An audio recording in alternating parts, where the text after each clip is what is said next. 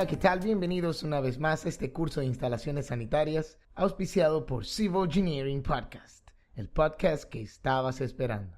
En esta ocasión estaremos desarrollando la unidad 3 sobre red de recolección de aguas residuales. Veremos qué elementos la componen y cuáles parámetros de diseño debemos tomar en cuenta para la recogida de las aguas negras de nuestra edificación. Comencemos. La red de recolección de aguas residuales de una edificación está compuesta por un conjunto de tuberías que recibe el agua vertida en cada aparato sanitario. La red posee colectores secundarios, columnas de descarga y colectores principales. Los colectores secundarios son aquellos que parten de cada uno de los aparatos sanitarios. Se desarrollan dentro de la edificación y son los que se dirigen hacia las columnas de descarga, que son las que dirigen las aguas verticalmente hacia los colectores principales. Están ubicadas dentro de muros exteriores generalmente o dentro de los ductos conocidos como patinillos. Los colectores principales, a su vez, reciben las aguas de las columnas de descarga, se instalan en el exterior de la edificación y en su recorrido por cada cambio de dirección o de conexión con otro colector se debe colocar un registro sanitario. Se acostumbra a construir estos registros a ciertas distancias si el tramo es muy largo. Generalmente se usan unos 15 metros entre registro, esto debido a la longitud promedio de las cintas que utilizan los plomeros.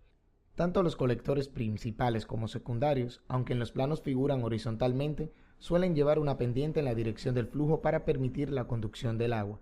Estas pendientes suelen ser de 1, 2 y 4% por la facilidad de instalación, y debe ser tal que no permita la sedimentación de los sólidos que contendrá el agua ni la erosión de las tuberías. El material de esta red suele ser de PVC o simplemente plástico de drenaje o SDR 32.5 o 41. Hay un detalle importante y lógico: el diámetro de estas tuberías aumenta en la dirección del flujo contrario a la red de distribución de agua potable. Hay otros elementos muy importantes en esta red y son las trampas de grasa que se colocan para captar el agua que proviene de la cocina. Antes de unir el colector que proviene de la cocina a los colectores principales, debe pasar por esta trampa de grasa. Otros elementos son las columnas de ventilación, conocidas como respiraderos popularmente. Estas se utilizan para evitar un fenómeno que ocurre en caso de no tenerlas y a veces teniéndolas ocurre. Este fenómeno es el sifonamiento, que no es más que la ruptura del sello hidráulico del sifón. El sifón es una pieza especial con forma de S que se coloca en cada aparato sanitario para evitar la salida de malos olores al interior de la edificación. Estas columnas lo que realmente hacen es introducir presión atmosférica a la red para evitar que se produzca sifonamiento por compresión, por aspiración o autosifonamiento, y por ende la entrada de malos olores a la edificación, como ya mencionamos. Suelen colocarse muros interiores porque sobresalen del techo y se deben cuidar la estética de la estructura. Todo grupo de aparatos debe tener al menos una columna de ventilación. La red concluye en una acometida sanitaria donde existe alcantarillado sanitario, que sería lo ideal, o en una unidad de disposición particular compuesta por un séptico, pozos filtrantes y otros elementos. Existe la posibilidad de utilizar bombas cuando la edificación se encuentra en una posición desfavorable para dirigir por simple gravedad las aguas residuales a una planta de tratamiento de aguas residuales. La unidad básica de caudal que vamos a utilizar se denomina unidad de descarga, que equivale a 28 litros por minuto. La unidad de descarga varía según el uso de la edificación, es por ello que se establecen tres clases de aparatos. Clase 1 o privados, como en las viviendas, iglesias, pensiones y hoteles de alta categoría. Clase 2 o semipúblicos, como en oficinas u hoteles de segunda mano. Y clase 3 o públicos, como los de centros comerciales, estadios, teatros, entre otros.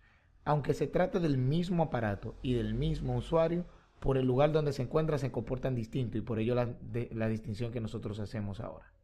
Vamos a diseñar.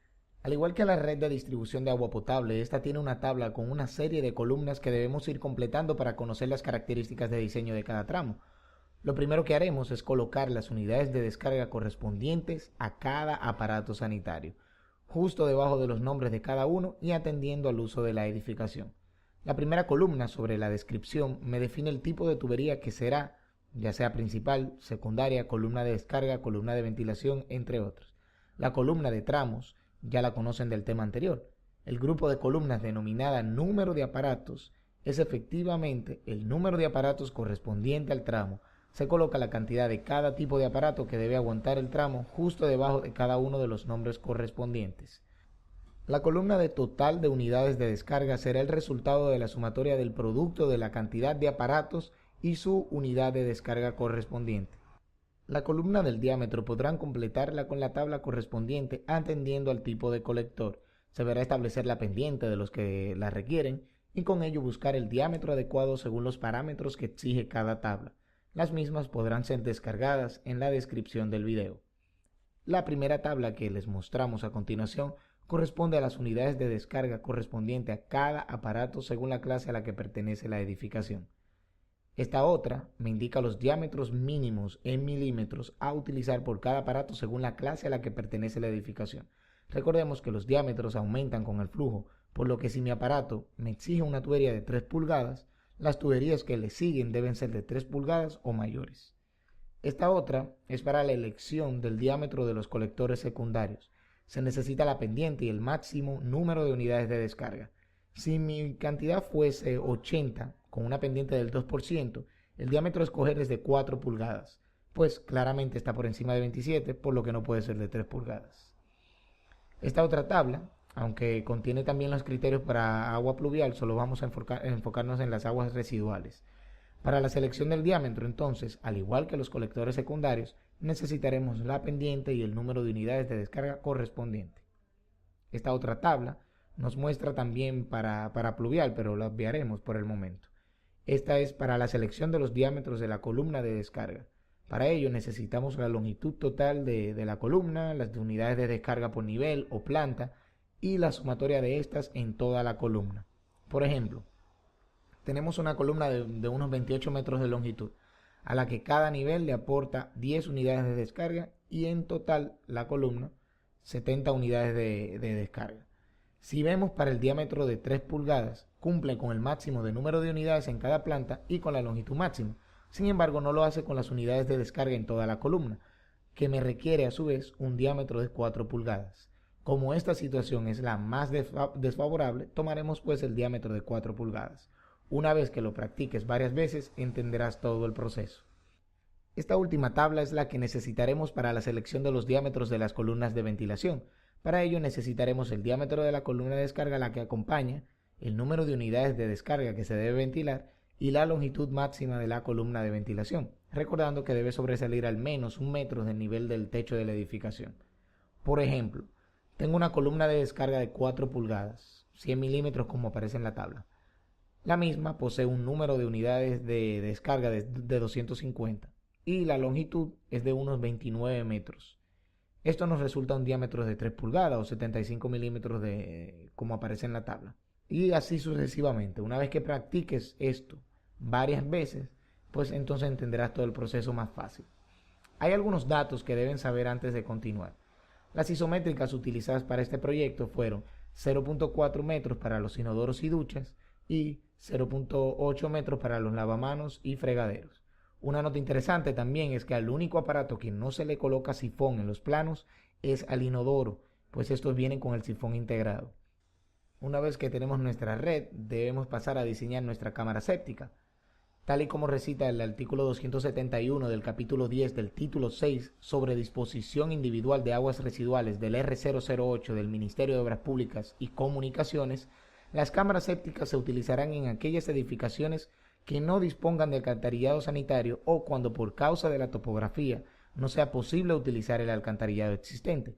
Antes de emplear una cámara o tanque séptico, debemos conocer sus ventajas y desventajas, que son: ventajas: apropiado para comunidades rurales, edificaciones, condominios, hospitales, etc. Su limpieza no es frecuente. Tiene un bajo costo de construcción y operación y un mínimo grado de dificultad en operación y mantenimiento si se cuenta con infraestructura de remoción de lodos. Las desventajas son que es de uso muy limitado para un máximo de 350 habitantes. También de uso limitado a la capacidad de infiltración del terreno que permita disponer adecuadamente los efluentes en el suelo y que requiere facilidades para la remoción de lodos, ya sea bombas o camiones con bombas de vacío. Una vez que tenemos claro de que podemos construir una cámara séptica, los criterios de diseño mínimos podrán ser encontrados en el reglamento referido en sus tablas 32 y 33, dependiendo de los compartimientos que requiera. pero debemos tomar en cuenta que para ello necesitaremos detalles sobre el caudal de aporte unitario de aguas residuales, el tiempo de retención, el volumen requerido para la sedimentación, el volumen de digestión y almacenamiento de lodos y otros cálculos referentes a los elementos que interfieren en el proceso. Hay que tomar en cuenta que adicional a esta pueden diseñarse un filtro de flujo ascendente o descendente o pozos filtrantes que generalmente contienen materiales que funcionan como filtros para un tratamiento secundario o adicional al que se realiza en la cámara séptica a las aguas residuales. Hasta aquí esta unidad 3 sobre red de distribución de aguas residuales de este curso de instalaciones sanitarias. Hasta la próxima.